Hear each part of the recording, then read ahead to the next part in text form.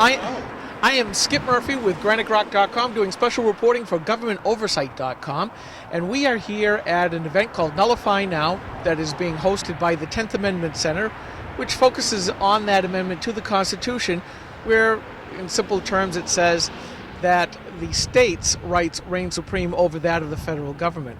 And the four of you folks here are sort of... Sorry, what did you say?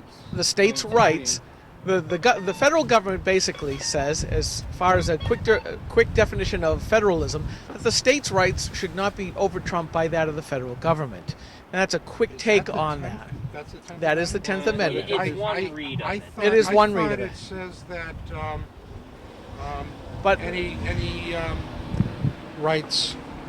Not necessarily enumerated to the people are reserved to the state. that is correct. Correct. So, So does that really say that the states are supposed to trump Well, the federal government? it's what we were talking about, a narrow but evolving definition. The irony is this is the one amendment that they'll interpret broadly so that they can interpret the rest narrowly. So basically, you step folks are not all that in favor of the 10th Amendment, correct? I'm in favor of a traditional interpretation of the 10th Amendment. Which is? It would enumerate more rights to the citizens through the states, but leave the federal government as the supreme law of the land. And what is your take on it, sir?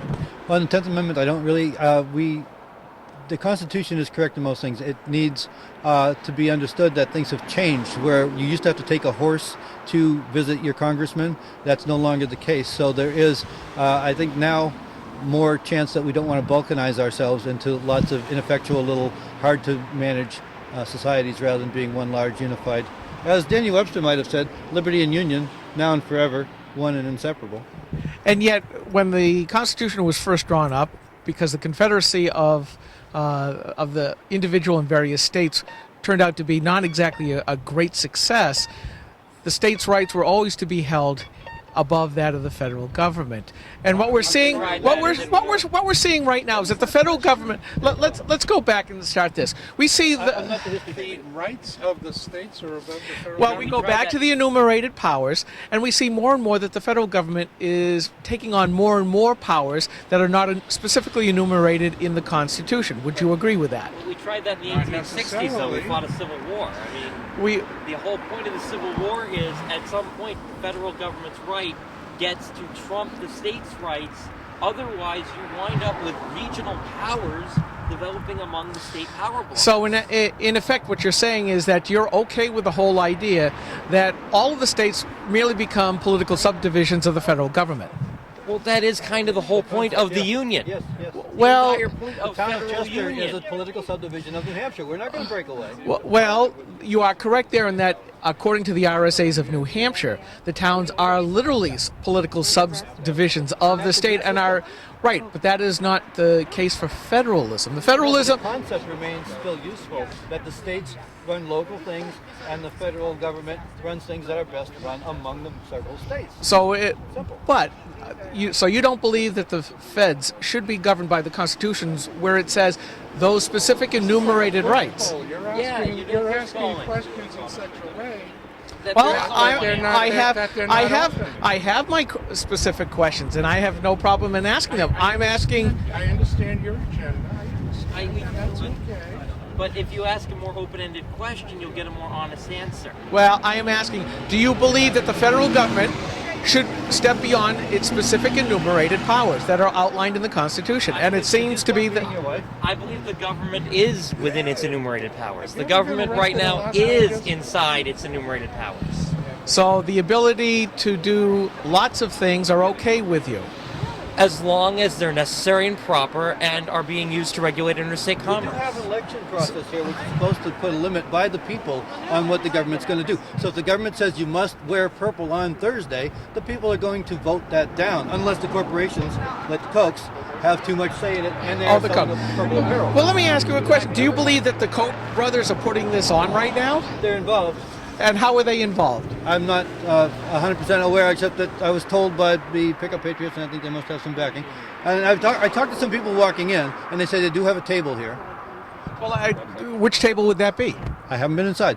Why not? I've been outside. Well, how do you know Let me what? ask you this. How gonna could go Frank later. Gatzis let his parents sell their home in New Jersey to buy him a congressional seat? That's outrageous. I think it's the idea of that money controlling the government. You got to follow People the have money. to vote, You and gotta it's got figure nothing it to out. do with fearing the federal government. We should not.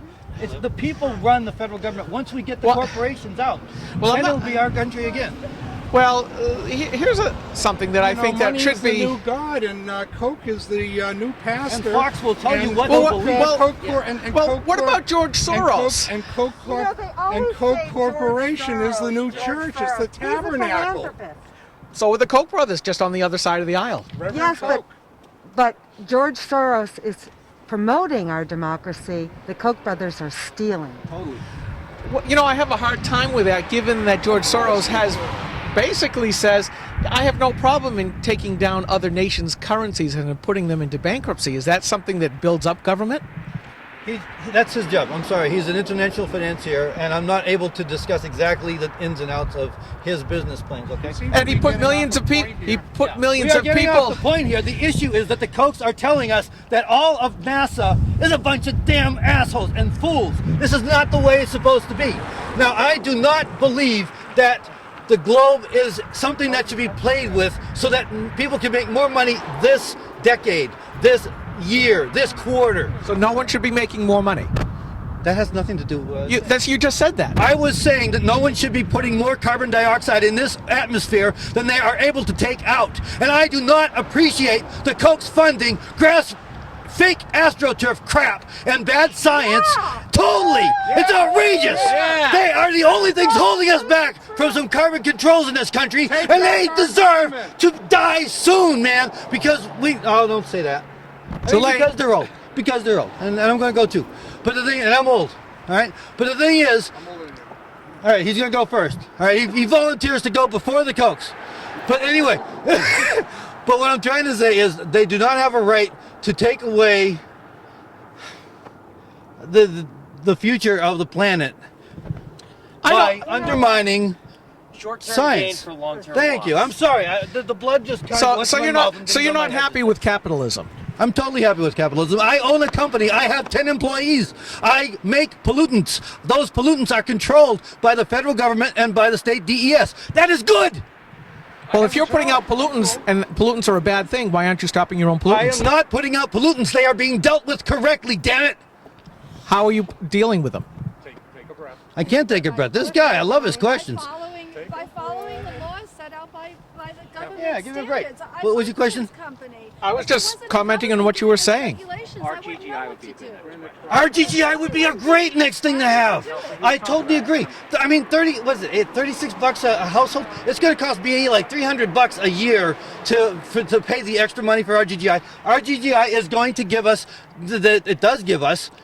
it gives us the insulation. It gives us all kinds of things that even Grandma Smith down the road needs. Okay. Well, It needs us- already it was a case of that money was supposed to be dedicated for energy improvements. That I understand, Yeah. but yet the last session of the legislature decided to put that money into the general fund, basically saying, "Well, they stole it." Well, thank you. I know.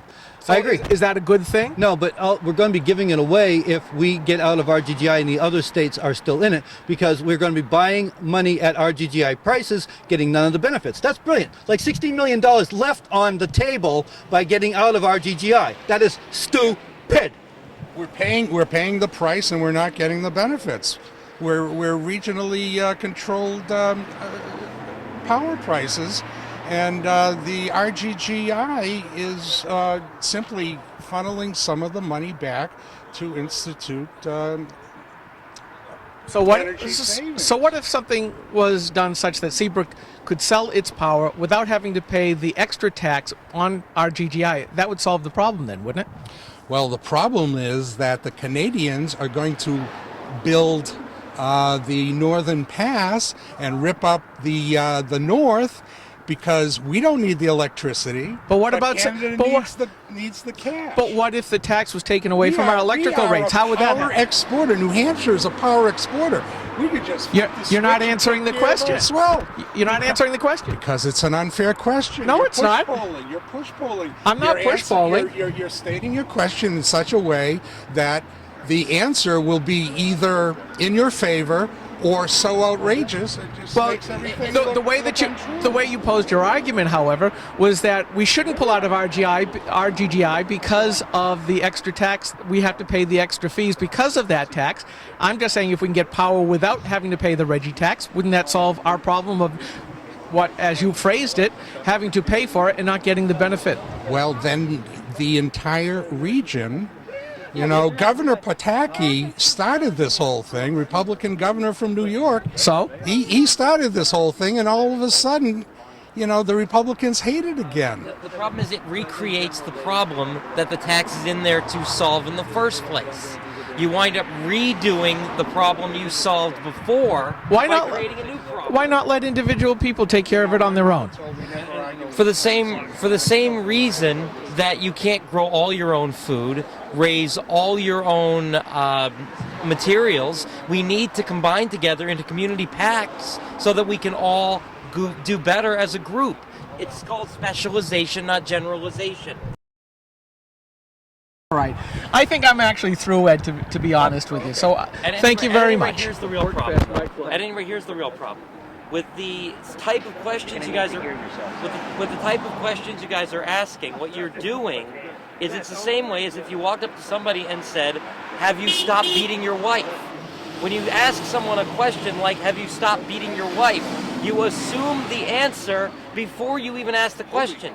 If, on the other hand, you ask a more broad question, such as, "So, how are you and your wife getting along?" the answer can be positive without you deciding what the content is prior to the question. Well, the problem is I'm not interested in the broader question. I had a Why specific not? question to ask because I had specific questions to ask, and you folks obviously didn't wish to answer them. We don't I wish am to Skip fall Murphy into it. with Granite Rock, and for GovernmentOversite.com, thank you very much.